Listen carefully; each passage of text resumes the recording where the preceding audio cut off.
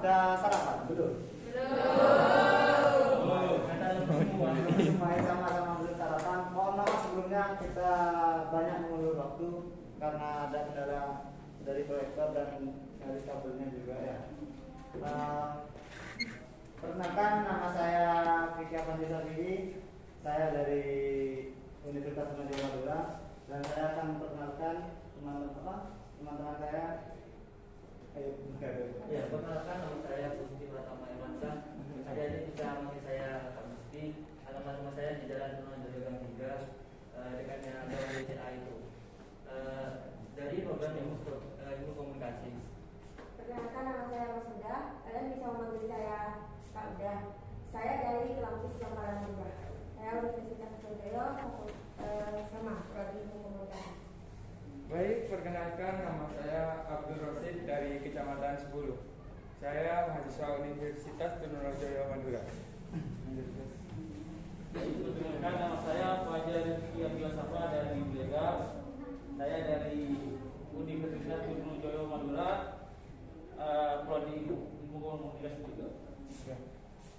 Dari sini kelompok kami akan menjelaskan tentang yang namanya bullying ya.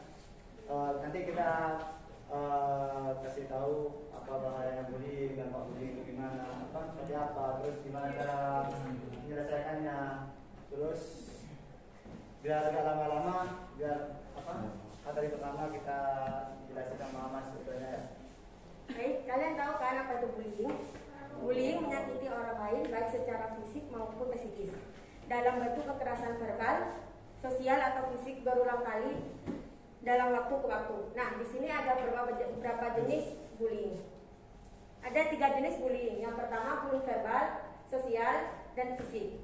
Bullying verbal itu mencela, menyindir, mengejek, mengata-ngatai, menghina, komentar seksual yang tidak pantas, ancaman untuk menyakiti. Nah, bullying fisik itu memukul, menendang, mencubit, meludahi, menjagal, mendorong, mengambil, merusak barang orang lain, menunjukkan gerakan tangan yang kasar, tidak sopan.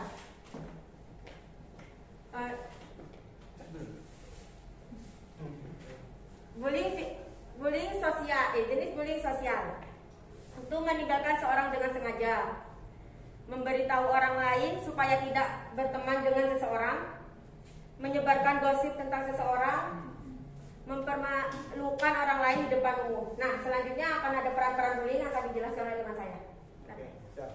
Sini peran-peran bullying ya. Peran-peran bullying itu ada yang namanya assist bullying, terus reinforce sama offset. Oke, next. Terus tentang pihak menjadi pihak yang menerima perilaku bullying. Yang pertama ya, mesti ada perbedaan fisik. Kayak contoh berat badan, style anak baru, tidak bisa mengikuti kelompok, dan disabilitas sebelumnya.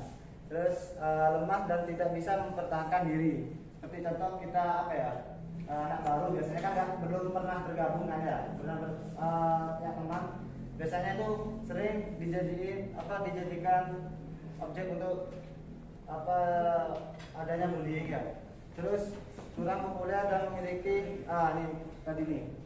kurang populer dan memiliki sedikit teman, dan orang yang depresi, memiliki kecemasan, memiliki penghargaan diri yang rendah, kurang dapat bergaul dengan baik, dilihat sebagai orang yang mengganggu dan kasar, atau sikap yang membuat orang lain marah hanya untuk mencari perhatian. Oke, next. Sudah jadi. Udah. Apa saja? Next lagi. Ini sih. Ada kami. Oke.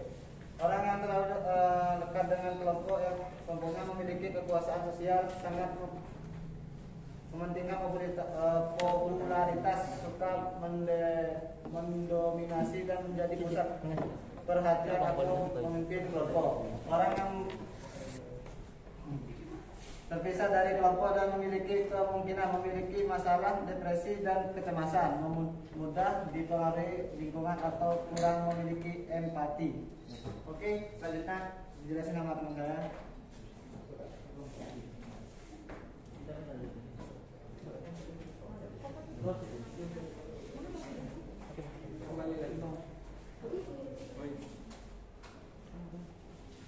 Ya, saya di sini akan menjelaskan mengapa korban bullying itu tidak melaporkan. Yang pertama itu khawatir dianggap lemah. Maksudnya itu gini, korban yang jadi bully itu tidak melapor karena takut dianggap lemah. Takutnya dia dapat mendapatkan bullying yang lebih parah lagi karena melaporkan seperti itu. Yang kedua, khawatir bullying semakin meningkat. Nah, mereka itu tidak melapor, takut bullying yang sering terjadi di mereka itu semakin meningkat, bukan semakin tidak ada, seperti itu. Yang ketiga itu khawatir dibuang kelompoknya. Korban bullying itu pasti punya teman. Kalau mereka melapor kepada temannya itu, yang pertama tadi kan mereka takut dianggap lemah. Yang ketiga ini mereka takut tidak ditemani lagi sama temannya itu. Begitu. Yang keempat, memalukan. Ya udah jelas kalau kita melaporkan diri kita yang sedang kena bullying, maka kita kan merasa malu karena tidak bisa mencegah bullying itu. Yang kelima itu orang yang introvert. Introvert.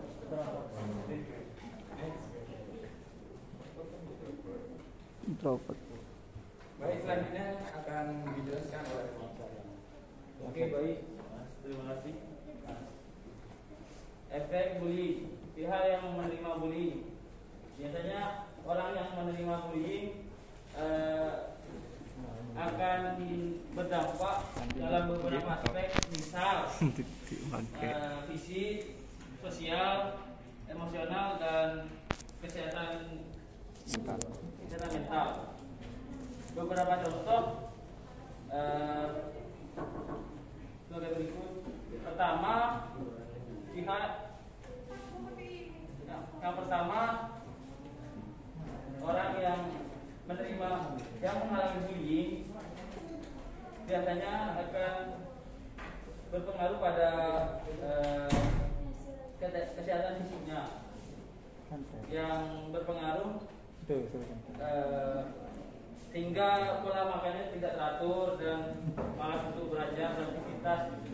Dan kedua, orang yang sudah korban yang kedua korban bullying, dia biasanya menarik dirinya untuk menghindar dari lingkungan sekitar dan bahkan lingkungan pelakunya, pelaku yang jadi korban. Nah, terus bahkan bisa jadi juga menghindar dari lingkungan sekolah, semisal bolos sekolah, terus bahkan untuk tidak sekolah lagi lah, putus sekolah. Lanjut. Next. Dan untuk selanjutnya ini apa yang harus kita lakukan? Yang pertama itu kita harus memahami bullying. Seperti apa bullying yang kan ada bermacam-macam bullying. Seperti yang dijelaskan oleh Kak Udanya tadi, itu ada bullying tentang fisik, verbal, dan lain sebagainya. Kita harus memahami itu dan bagaimana cara menanggapinya itu bagaimana. Yang kedua, aktor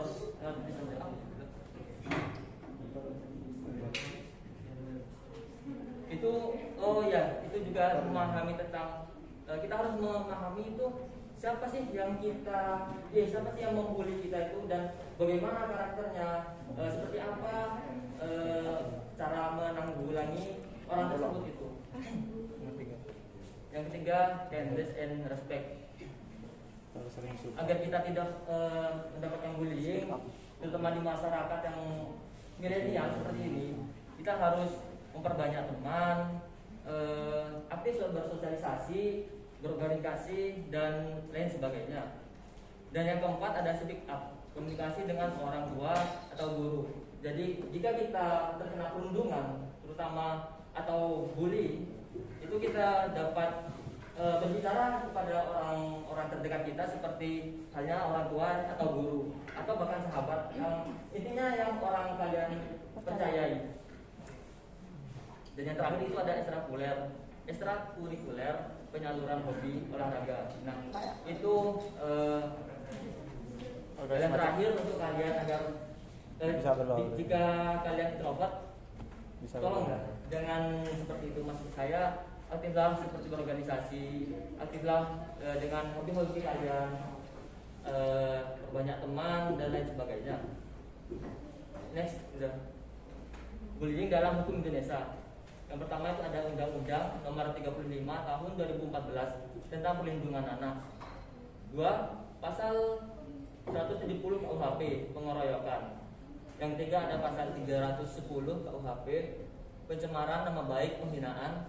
Dan 4 pasal 333 KUHP penculikan. Yang kelima pasal 335 KUHP atau perbuatan tidak menyenangkan. 6 pasal 35 KUHP penganiayaan. Jadi misal teman-teman ada yang kena perundingan atau bullying, jika teman-teman ada yang terkena perundungan atau bullying, kalian bisa melaporkan kepada pihak yang berwajib dengan mencantumkan undang-undang ini atau alasan pengeroyokan, pencemaran nama baik, penghinaan, penculikan, perbuatan tidak menyenangkan, penganiayaan. Maka teman-teman dapat hak khusus dari pihak berwajib untuk bisa menangani lebih lanjut masalah ini. Terima kasih. Next selanjutnya. Jangan sampai bullying mengantarkan kita ke penjara. Itu. Mungkin kasih berapa pertanyaan? 3. Oke. Di sini mungkin ada yang mau bertanya atau mau tanya tentang apa yang masih belum paham di sini. Terus bagaimana kita mungkin bisa sedikit untuk menjelaskan apa ya? Solusinya gimana cara untuk mengatasi bullying, jadi korbannya itu gimana? Mungkin ada yang ditanyakan, boleh? Boleh? Siapa namanya? Bisa berdiri. Assalamualaikum warahmatullahi wabarakatuh. Waalaikumsalam warahmatullahi wabarakatuh. Nama saya Ahmad Ramadhani, nama Di sini saya akan bertanya.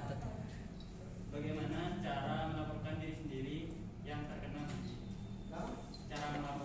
Cara melaporkan. Oke, siap. Terhadap diri sendiri. Siap. Berarti oke, nah next kita tampung dulu ya, nanti habis ini kita baru jawabnya. Ada lagi mungkin? Ayo, coba bebas. Mungkin dampaknya apa, solusinya bagaimana untuk menangani korban ataupun cara mengatasi seperti apa? Pelaku bullying itu gimana? Mungkin ada yang bertanya. Kita melapor. Boleh, monggo. Pertanyaan kedua. Kita melapor. Ayo. Jika kita kena diri Jika kita terkena bullying. Sobat dari kelas 11 MIPA 4. Gimana cara kita menanggulangi pasangan yang toksik? Oke, siapa? Korban ya? Berdiri. Nama saya Citra Rosalina dari Pertamina. Hukuman apa yang diberikan kepada pelaku bullying? Oke, siap. Makasih ya. Oke, mungkin kalau sama selama 2 tahun, 8 bulan atau pidana paling banyak Rp4.500. Jika perbuatan mengakibatkan luka berat, yang bersalah diancam dengan pidana penjara 5 tahun. Jika mengakibatkan mati, diancam dengan pidana penjara paling lama 7 tahun. Udah gak apa-apa lanjut. Nah, biasanya kan Itu kalau biar dihukum kan dilanjutin kayak sama gabungan ini. nggak boleh gitu kan kalau misalnya di bawah umur. Betul.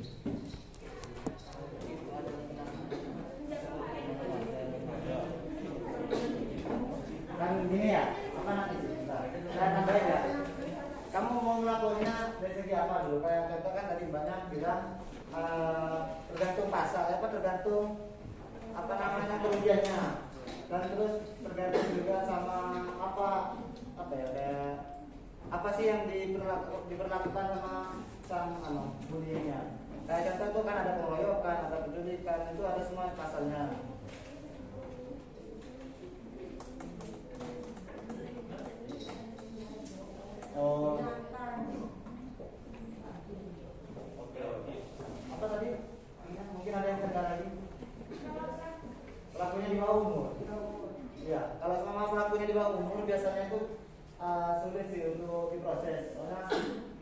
punya undang-undang anak juga, pas terus perlindungan anak juga. Biasanya dia tuh di atas, di bawah sama yang ngerti sama apa ya, psikolog gitu. Ya ditangani sama orang tuanya biasanya. Tapi ada arahan tuh dari kepolisian ke orang tuanya, nanti orang tuanya arahan lagi ke anaknya. Terus ada lagi mungkin yang mau ditanyain? Gak ada. Oke, siap. Saya apa ya, cuma menjelaskan untuk dampak bullying itu emang benar-benar sangat apa ya, bahaya. Karena kan bullying itu kalau sama puas jawabannya tadi. Terpuas jawabannya tadi. Gitu, atau apa. Kurang ya? Bisa. Benar. Iya benar. Oke, kalau sama masalah bullying itu yang mencela kayak fisik, kan ada tadi itu yang di materi kayak mencela fisik kayak disabilitas, itu biasanya kan mental ya. Apa kayak contoh, dia tuh bisa kayak mana lebih parah daripada pengeroyokan gitu. Dia tuh bisa bunuh diri tuh. Kalau seumpama dia kena mentalnya. Mending kalau seumpama kamu menemukan orang yang sering melakukan bullying, mending kamu cegah gitu. Meskipun apa ya, kamu nggak bisa ngelawan-lawannya, setidaknya kamu melindungi orang yang terkena bullying gitu. Kamu ajakin ajak apa, pokoknya ajak berteman dan bersosialisasi bareng ya. Dan nggak ada kejadian yang nggak diinginkan. Oke, siap. Terima kasih. Mungkin waktunya ada lagi? Nggak ada? Nggak ada ya? Oke, sarannya. Berikan saran mungkin ada juga, boleh. Nggak ada. Oke, siap. Oke, mungkin saya tutup untuk sosialisasinya. Jaga diri kalian baik-baik. Jangan jauhin bullying dan lindungi orang yang menjadi korban bullying.